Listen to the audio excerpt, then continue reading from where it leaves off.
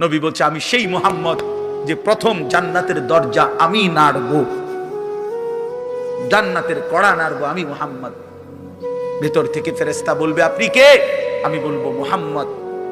ফেরেশতা বলবে আনতাজিরুলাক, আমি তো আপনার অপেক্ষাই করছিলাম, আপনি আসবেন বলেই তো অপেক্ষায় ছিলাম, আপনি উদ্বোধন করে দিলেই তো বাকিরা ঢুকবে।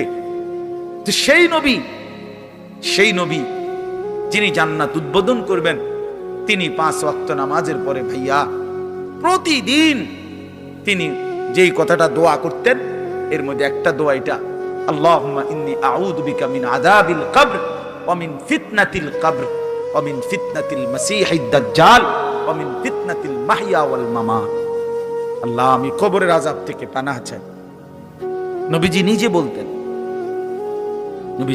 বলতেন। প্রিয় ভাই, বাবা আমার, চলেন সবাই নিয়ত করি, নিজেকে গুনাহ থেকে বাঁচানো দরকার, নিজের আল্লাহর নাফরমানি থেকে বাঁচানো দরকার। আল্লাহ তাআলা বলেন ইন্নাল্লাযীনা ইয়াখশাউনা রাব্বাহুম বিল গায়ব, আমি আল্লাহকে না দেখে আমার কথাগুলো আখিরাত সম্পর্কিত এগুলোকে না দেখে যারা আমি আল্লাহকে ভয় করে, আখিরাতকে ভয় করে, জাহান্নামকে ভয় করে, কবরকে ভয় করে, আল্লাহ বলেন তাফসীরের মধ্যে লিখছে ভয় করে মানে হলো গুনাহ বর্জন করে। কোন ব্যক্তি আল্লাহকে ভয় করে, খোদার কসম এই কথার অর্থ হলো গুনাহ ছেড়ে দেয়। যে গুনাহ ছেড়ে দেয় সে আল্লাহকে ভয় করে, যে আল্লাহকে ভয় করে সে গুনাহ ছেড়ে দেয়। কোন নাফরমান আল্লাহকে ভয় করে না, আল্লাহকে ভয় করলে গুনাহ করতে পারে না। বুঝেন নাই বাংলা কথাটা? এটা কাগজের এই পিঠ ও পিঠ, কাগজের এই পিঠ ওই পিঠ। এই পিঠে যদি লেখা আছে আল্লাহর ভয়, তো ওই পিঠে লেখা থাকবে গুনাহ বর্জন। যে গুনাহ ছেড়ে দেয় সে অটোমেটিকলি আল্লাহকে ভয় করে, যে আল্লাহকে ভয় করে সে গুনাহ বর্জন। এজন্য তাকওয়ার অর্থ আল্লাহর ভয়, এটার প্রথম অর্থ হইল গুনাহ বর্জন। মান খাশিয়ার রহমান, আল্লাহকে ভয়, এটার প্রথম অর্থ গুনাহ বর্জন, গুনাহ বর্জন। আমার শায়েখ আল্লামা মুফতি মুশতাকুর নবী সাহেব সব সময় চিল্লায় মাহফিলে, অনেক সময় হাজারি করে বলে যে বাপ, গুনাহ আগুন, গুনাহ আগুন, গুনাহ আগুন। প্রতিটা গুনার পিঠে ওই পিঠে আগুন আছে। নারীর প্রতিটা বেপর্দা দৃশ্যের মধ্যে খোদার কসম আগুন জ্বলে। ওই সিনেমার নর্তকীর শরীরে আগুন জ্বলে, ওই নায়িকার শরীরে আগুন জ্বলে, মোবাইলের ওই অস্থির ছবির মধ্যে আগুন জ্বলে, মদের আড্ডায় আগুন জ্বলে, জুয়ার আড্ডায় আগুন জ্বলে, সুদের টাকায় আগুন জ্বলে, ঘুষের টাকায় আগুন জ্বলে, বেপর্দা নারীর শরীরে আগুন জ্বলে। ওইটা রূপ না, ওইটা আগুন, ওইটা জাহান্নাম, ওইটা জাহান্নাম।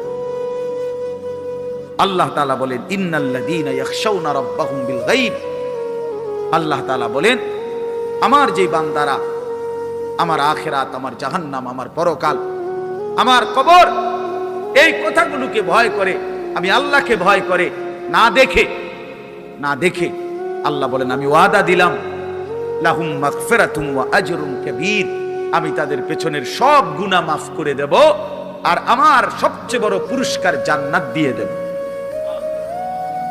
এরপরে আল্লাহ বলেন ওয়া আসিররু কাওলাকুম আবিজহারু বিহি ইন্নাহু আলিমুম বিযাতিস সুদূর।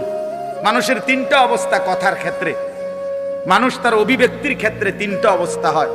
মানুষ কখনো জোরে কথা বলে, মানুষ কখনো আস্তে কথা বলে গোপনে, আর কখনো মানুষ অন্তরে জল্পনা কল্পনা করে, ঠিক না? এই তিনটাই অবস্থা, তিনটাই অবস্থা। তো আল্লাহ তাআলা বলেন, এনে একটা ছোট্ট তাফসীরের মধ্যে আছে, মক্কার কুরাইশরা, কাফেররা নবীজির বিরুদ্ধে দিবানিশি ষড়যন্ত্র করত, বুঝছেন? তো ষড়যন্ত্র করতে বইলে মাঝে মধ্যে এই বেকুবরা বইলে কইতো আস্তে কো, আস্তে, এই আস্তে কো বেটা, আসিররু, আস্তে কথা বলো, কাই লা ইয়াসমা রাব্বা মুহাম্মদ, মুহাম্মদের খোদা যেন শুনতে না পায়। শুনলে কি অসুবিধা হইব?